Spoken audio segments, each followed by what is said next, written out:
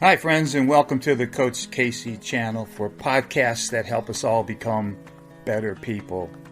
I hope you enjoyed today's podcast, and also please join us on YouTube at the Coach Casey channel, where you'll always find weekly great content.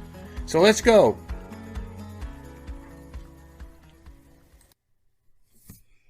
Today we're going to talk about self-awareness on the Coach Casey podcast, because I believe self-awareness is the foundation for all steps in self-improvement, bar none. Well, I guess we got to start at the beginning as usual and say, what is self-awareness? You think you know what it is, but let's see if it matches up with my definition. Self-awareness is the ability to use yourself as a mirror and see everything about yourself in terms of not only your physical anatomy and how it reacts to stress and food and excitement and exercise, but both your mental and emotional. So what I mean is that sometimes we get into these fight or flight and automatic reactions, and we get ourselves into conflicts and problems, and we went, man, why did I do that? Or I can't lose weight, or I can't stop drinking. What the heck's going on with me? So self-awareness is the first fundamental step. You know, it's more than just recognizing your birthday or the color of something. It's about understanding your deepest desires and goals also. So as Aristotle once said, you remember him, he played in the NBA a few years ago? Knowing yourself is the beginning of all wisdom. So let's take a look at this mirror into our inner selves and try to understand our strengths and weaknesses step by step.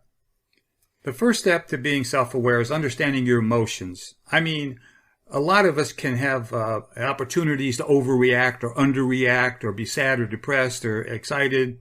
I don't think I need to take your time up defining emotions, but what you do need to define is, what are the triggers that make me overreact? What are the triggers that make me anxious or nervous? How do I react? And how can I change my behaviors to reduce that stress and act appropriately? So that's a hard thing to do sometimes, but it's a great first step. The second step is, how can self-awareness help me personally grow to be a better person? None of us on this planet are perfect, including me, okay? But we need to manage ourselves like we manage our mortgage and our car and our job. We need to be self-aware. Do we need an emotional oil change to improve ourselves? Or are we going to keep running on the same old oil of mistakes? Okay? Self-awareness is also a tool to improve your relationships. If you're in a dicey relationship with somebody you love, or at work, or one of your kids, you need to be self-aware about how you present yourself to them. Because as Stephen Covey once said, the most important thing is to first understand and then be understood. Your self-awareness can help you understand somebody.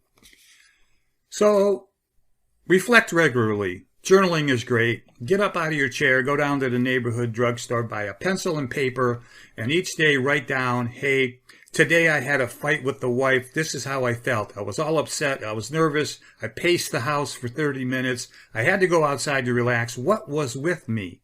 What triggered that? Why did I do that? Seek feedback from your friends. Ask them, you know, I've been struggling losing weight. I don't know why. Do you know anything about me that would cause this? Because I really, really want to be thin and handsome or beautiful.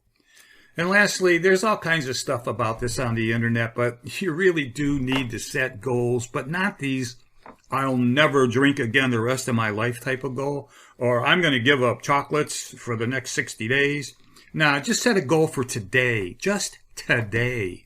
And in today's goal, I am not going to smoke a cigarette, drink a beer, eat French fries, whatever it is. Just get through the day. And at the end of the day, before you go to bed, don't think about tomorrow's problems. Think about today's victories.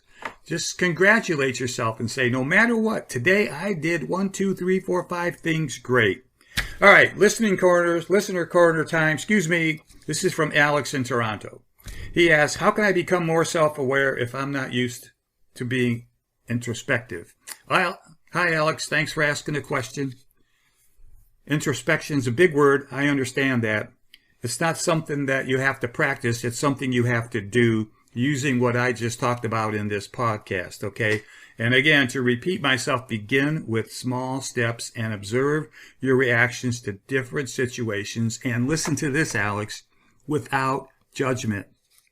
Without judgment. Don't tell yourself, you're stupid, I'm an idiot, I can't handle this, nobody will ever like me. Do it without judgment. Over time, it's going to be easier, Alex. I'm sure you live in a beautiful city up in Toronto. I love it. Visited a couple times. But you're going to gain deeper insights into yourself. All right, that wraps it up. That's today's podcast on self-awareness from Coach Casey. If you're seeing this on YouTube, please leave comments below and answer my questions about what situations have you noticed that you'd like to become more self-aware. And what have you done to do that, okay? But in the meantime, don't forget to subscribe to either the channel or the podcast. And I'll see you in the future.